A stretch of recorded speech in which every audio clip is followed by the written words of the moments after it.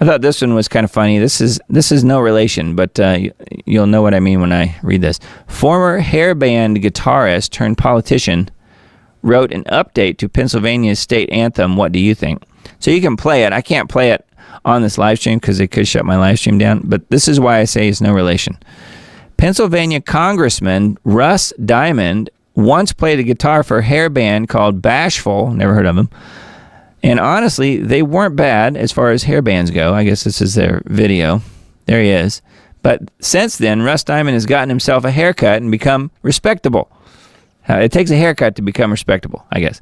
But he apparently hasn't given up the music bug altogether. When the call came up for a new Pennsylvania state song, Russ Diamond wrote one. He calls it Pennsylvania, the Keystone to My Heart. Oh, I get it. The Keystone. And then they've got the song embedded here if you want to hear it. He says, the state song we have now, I don't think there's any bad music. It just, is it appropriate? It should have more of a hook, an earworm that gets stuck in somebody's head. It should be able to be adapted to different styles and formats. He also sent around an email to colleagues that read in part, I'm not saying my song should become the official state song, but it is a simple and adaptable composition that would be more suitable to the task. Wait, who the heck am I trying to kid? My song would make an awesome official state song, and I think it should be. This is what he said.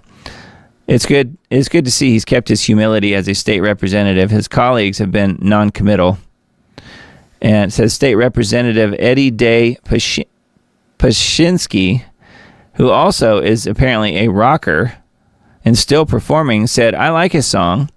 He said, a Russ Diamond song, but what I'd like to do is try to create a competition so that people from anywhere, including professionals, could submit their entry for a new state song. So there you go. So Russ Diamond, very funny. Never heard of him. But yeah, the band called Bashful, I never heard of them either. But, if you want to hear it, it is embedded in the page here.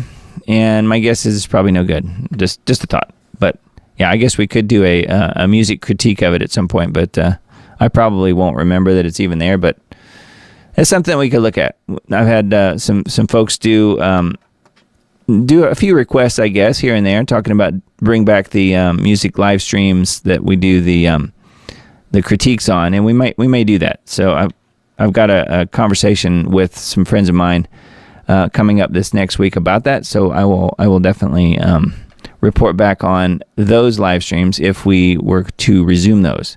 For you guys that don't know, I'm involved in music, and at one point, several years ago, I guess at this point, 2020, 2021 primarily, I was doing music industry type live streams where I'm going on and helping people in a live situation by listening to their music and making comments on stuff that they can change and make better and get them in a mode where they could possibly get their songs licensed for visual media, things like film and TV and commercials and video games and things like that.